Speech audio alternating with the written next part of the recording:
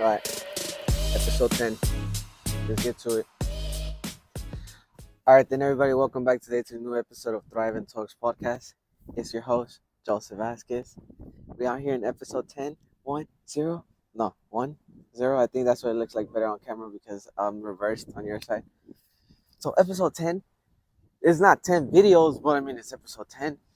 The first 4 episodes, they were not recorded. They're audios, but it's okay because you can still access them. They're on Spotify, 1 through 4. Boom. I have a couple things to talk about today, but I'm very excited that we made it to episode 10. That's why. So, congratulations on making it to episode 10, Joseph. Congratulations. Congratulations on making it to episode 10, babe. You made it to episode Congrats. 10. On today's episode, I got like 2 things to talk about. I got a segment that I'm gonna pull out that I've been doing a segment that I didn't even know was a segment, but I'm gonna make it into a segment since I always want to show you guys fire products. We're gonna implement a new segment today, and then I'm gonna show you guys before I show you guys the product. I want to get into episode 10 of Thrive and Talks podcast, and they were just voice. The first 4 episodes I want to tell you guys because I wanted to get used to the camera. Like you could tell Catherine, I left her here like to go use the restroom break, and she was talking to the camera. It was hard. It was hard, huh, babe? You didn't even put it in. I left you in there. It's in there. Oh. Did you want me to put your funny stuff in there that you didn't know how to talk to the camera? And that's what I'm asking you. Was it hard? Yes. You just made yourself. Yes. Yes. It's very hard talking to this camera. So the first 4 episodes, so I could get used to talking in a podcast form, in a podcast way. I did it in front of my computer with just a mic and some headphones. And I was dropping data sets. There were 15, 20-minute episodes. I was still trying to do it. Long episodes, long formatted. So episode 10, video. Episode 5, video. Episode 6, 7, 8, 9, video. We got this. We got this. We're on the roll. If you guys see me looking off again to the right, it's because I got my iPad. It's where we got the notes. I wanted to just understand mainly like what podcasting, or not what podcasting, because I know it's in the studio, it's way different, but what even just talking to a camera would feel like. So that's why the first 4 episodes, they're not recorded. I wanted to get the intro down. Like I still get kind of nervous to do the intros and stuff like that. But I mean, we got to get through it. It is what it is. It's just a camera. It's nothing too big. It's nothing too serious.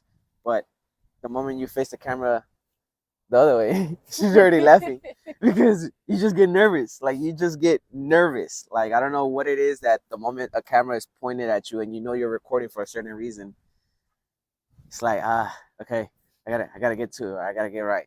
So yeah. I'm glad. Basically, I wanted just the beginning of it. One thing that I'm talking about is episode 10 that I'm here, that I made it here because, as you guys can see, to me it's a big thing because I feel like then after this comes episode 20, after this comes 30, after this comes 40, 50, end the year off at 52 or something like that because there's only 52 weeks in the year. So come on now, that's when the first season is gonna end as well. Season 1 of Thrive and Talks podcast is gonna end whenever I uploaded my first podcast. And if I'm right, that was in October. So next year of October, like the end of October. This year. Well, of this year. Season 1, done. Then after October 2024, entering November 2024, season 2 of Thrive and Talks podcast. And yeah, that's a lot. That's a lot of things that we gotta work on. It's a lot of things that we gotta get to because I don't know, man. It's hard work. It's hard work doing this stuff, especially when you're in public places and you see people walking behind me and you see people walking in front of me. So it's like, damn, bro, huh? And I don't want to say it like that, but it might start getting a little bit more packed where we came from. But it's okay. It's okay.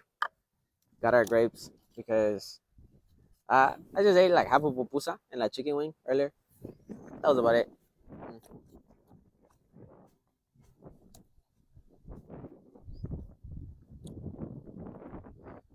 this episode's not gonna be as long as maybe the 25s, the 28s, the 26-minute episodes. I have just that I wanted to implement about the segment, and then I don't know if maybe some of you guys are thinking like, what's this fool wearing on his head, or like, is it cold or something? Like, does he have a scarf on his head? Like, what the fuck is going on? It's cold. Very. It's cold. If I were to turn the camera, she's wearing sweats, two sweaters. Told her to put on a scarf and a hoodie, but she didn't want to wear a scarf or a hoodie. So now she's saying it's very cold. Me, my head is warm though. My head is warm. The only thing that's cold dead ass is gonna be my hands and like, whatever. But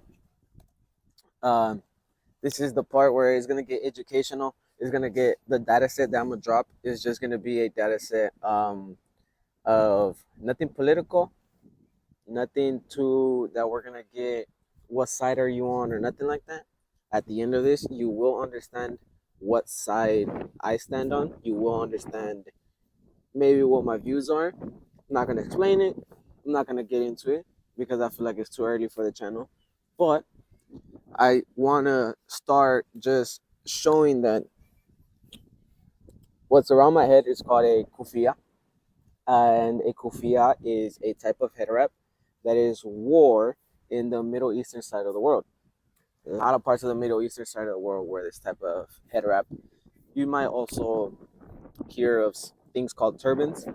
So some turbans, they could also be worn as head wraps. Turbans are a little bit different to a kufia. A kufia could be also called as a scarf. Um, it's a huge scarf. Like it's pretty big, and there's different ways to wrap it. There's different ways to tie it. So it's really all up to you. The way that I'm doing it right now, it's basically like not the traditional way, but definitely the easiest way that I found on all of everything. Where we got this at, it was a Lebanese woman. So a lot of like the the side of the world that speaks Arabic, they know about kufias. Even if you like wasn't born in that country, your family or something like that, they're known, they're knowledgeable in the kufias. So the kufia, I want to tell you guys is that it's a statement piece. So especially a white and black one. I don't know if you guys have been seeing it around. A nice white and black scarf, but that white and black scarf signifies something very important. It signifies resilience. It signifies a stand. It signifies standing up. It signifies unity. It signifies strength. It signifies a lot of things for a lot of particular people in the world, a specific group in general. Kufias are worn around the world by different regions and different ethnicities and different like countries. One of the countries being is going to be Saudi Arabia. When you go to Saudi Arabia, you're going to see a lot of people in a red one. That red one, if I'm right, it's not for them, or it's not that that's theirs, but the pattern that is on that red one specifically is known to be a Saudi Arabian pattern and stuff like that. So kufias, that's why they're also like unique in that certain way. A certain kufia with a certain pattern can be from a certain place. So that's pretty cool if you think about it. Uh, as of right now, the white and black one, the white and black kufia that maybe you guys have been seeing going around, that is going to be for the Palestinian people that are out there in Palestine as of right now, in Gaza or in the West Bank or in different parts of Palestine. The reason why that white and black one or a kufia could be a symbol of resilience, or not resilience, but that you stand for what is yours. You stand for not being taken down or wiped off this earth. Um, you could look at it as in a way where this is all facts and this is all true. At the end of this, you guys can look any of this up. It is all facts. It's simple as just to say that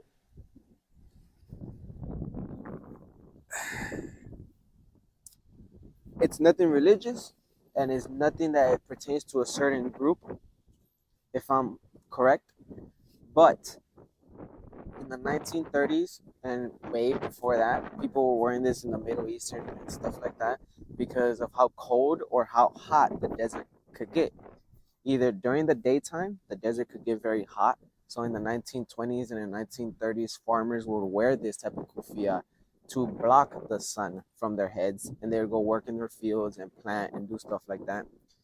I know that earlier on, a certain color was worn, if I'm correct, by warriors that used to fight in the Middle Eastern side. I can't tell you exactly which one, but I do know that kufiyas were worn way, way back then when big wars were fought for territories that are now named different territories. Just like how a certain group is trying to do to a certain group. Just like how if you go to Apple Maps right now and look up Palestine on your Apple Maps, why is it not there? Why is there a different name on it? Why is there a different country on it? Also, for the same reason as in why people tend to like the kufiya, the white and black one, so much and have respect for it. Because the way that it started off first was, and why a kufiya is such like an important part of that you're not going to be able to stop us, is that in the 1930s, I don't remember exactly what year, it could be 1936, don't quote me, but in the 1930s, the British Parliament that said that Jewish people could have a state in Israel, in Palestine, they banned the kufiya from being worn because a lot of people were wearing it to hide their identity. A lot of people were being rebellious to hide their identity. All that did, the banning of a kufiya, all it did was start a longer decades. Now it's gonna be maybe centuries in 2036, stuff like that. All he did was for it to just be a sign of more strength and unity to the people, because in Palestine in the 1930s, when they got banned for the farmers, everyone just started wearing it more, and especially in Palestine they started wearing more uh, a certain type of kufiya. In the 1960s, when Israel was oppressing and doing all the stuff that they are doing right now, Israel wanted to ban, if I'm not correct, they did ban the Palestinian flag, a white, red, and black and green flag. That flag, I don't want to say it like that, but if you go on Apple Maps, like just on your regular Apple Maps, and you go on the maps, go to the Middle Eastern side of the world, and you look up where Palestine was, there's a different country in there now, and now the flag's not even on the actual thing. A different type of flag comes up, so it's a little crazy. White and black, the white and black kufiya now it's kind of symbolizes the second non-official, because it's not officially a flag of the Palestinian people, to show their resilience against the Jewish oppression. So yeah, these people are doing it in the name of a certain type of religion. You're just using that religion in a wrong way. You're using it in a way where you're maybe not supposed to be. So you'll catch me wearing kufiya. You'll catch me wearing the white and black one as well. So YouTube, Spotify, I'm gonna leave it at that. It didn't get political. You see that I didn't choose no side. I didn't do nothing. But you see my thoughts, the way I stand. So you go ahead and you think what you gotta think, and if it's on my head, it's on there for a reason. So yeah, God sees everything, guys. God yeah, sees everything. yeah. Even to the people in power with a lot of money that are hiding behind some big powerful doors that you can't get through and stuff like that because of certain systems and certain groups and certain rules and laws and regulations. Well, good luck to you guys. Good luck. uh, so yeah, YouTube, Spotify, didn't get political.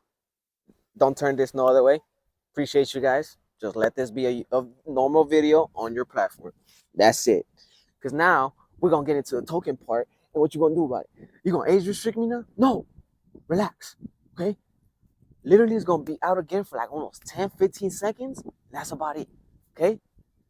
But we will implement the new segment of what's in that jar. Hold on, you guys couldn't see me. Of what's in that jar. On today's episode of Thriving Talks Podcast, episode 10, we have a reoccurring company that is here often, WestCoastCure. Shout out WestCoastCure. Shout out WestCoastCure. We have Ultra Jack. Said that shit fucking wrong. Ultra Jack live resin sugar. So you're gonna see some videos, some clips right now of this thing. It smells wild. Very, very potency in a way where it's like a flower smell, like a certain type of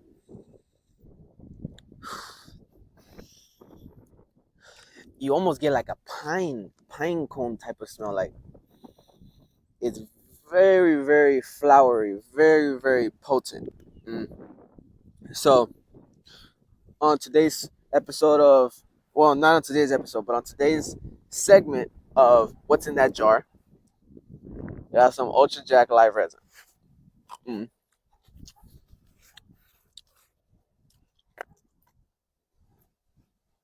Close your mouth. Sorry, guys. It told me to close my mouth. She don't even got headphones on, and she probably heard it. Yeah, I guess I'm not loud. I guess. So where's the water? In the car. It's in the car, guys. All right. Well, can you go get the water, please? Cut. Come back when all this is set up. All right. Now we're back in this cold ass park. Okay. The wind is starting to pick up slightly, so let's get through this. What's in that jar? Part one. Well, not even part one. I've showed you guys multiple things: Streets Los Angeles, WestCoastCure, Pistol Whip. Come on now. All right. This is the first time that I have Ultra Jack, so we're gonna see. We're gonna hit that dawn on the medium. Not gonna have it too high. If you're saying why this thing is black and my whole thing is white, got a 3D XL. There's a clip on TikTok, Instagram about the 3D XL. You guys go check it out. I threw the white accents that come on the regular 3D on the white one. I threw it onto the. Casi se caía. Hey guys, I don't know if you saw that, but I don't know if you guys saw that, but hopefully he's okay. He is okay, so we're good. The white accents that came on the normal chamber of the Puffco, I just threw it onto the 3D XL, so be better, easier. Popular.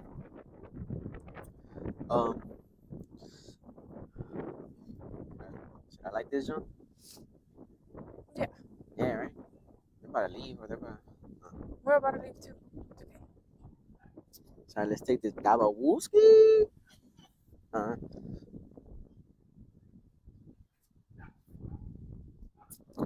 don't like all that coughing, guys.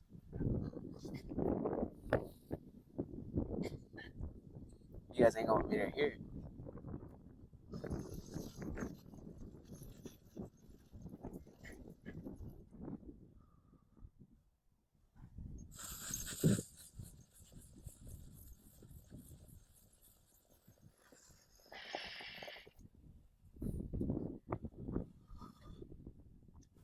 Splendid.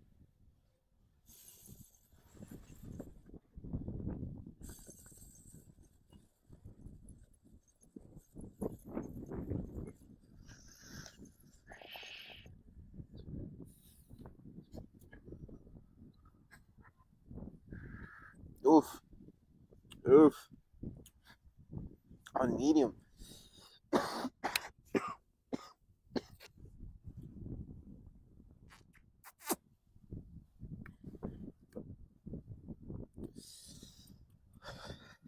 Okay, Ultra Jack. Good sativa. Okay. Damn, guys, it's cold, man. Like, I'm not even playing with you guys right now. You guys really fucking think that? Fuck, can't even read the weather. can't even show you guys the weather on the iPad, man. And the iPad no tiene signal, no tiene Wi-Fi. What minute we at? 23. That was good. That was good, Dad. I'm not even gonna lie. I definitely am not done with that, but for the first pool, we're gonna do the Jolly Roger style, okay? Puffco CEO just throws it in there. First pool. That's how he judges it. I'm like, damn, bro, you know you're gonna judge the whole bowl? If he likes it a lot, he just goes back into it and he goes, oh yeah. Like he gives you that reaction, all that. But there's literally I've seen it sometimes where he throws a glob in there and I could tell that the bowl is not done, but he just scoops it up again. But he has said it himself that I understand the second reheat and all that doesn't taste the same. The second reheat, the terpenes in there, the way that they basically burn, they don't burn as good as the first time, and that makes sense. It affects everything. It affects the pool. It affects the taste. So I understand. I'm with you. It's cool. It's cool. Let's do it the Jolly Roger way. Throat is cool. Heart is pounding. Got a good dabbing. Not bad, Ultra Jack. Not bad. Good sativa. Sun is still out, so we got some activities to do. Psych, we ain't going nowhere. But yeah, not bad. Episode 10. Told you it wasn't gonna be that long. Might be like 20 minutes. I think so. Like around 20 minutes. Shout out Catherine behind the camera. Always. You wanna tell them anything? Have a good day. Have a good day. I could hear the wind blowing into the Puffco going, ooh, ooh. That's how much wind is right now. It's cold. Well, catch you guys in the next one. This was episode 10 of Thrives and Talks podcast. I think that's how I'm going to start having my episodes drop later in the week. Wednesday, Thursday, Friday. But I'm going to try to keep it consistent between Wednesday and Thursday. Those 2 days. So, see you guys on the next episode. See you guys on episode 11, Thrive and Talks podcast.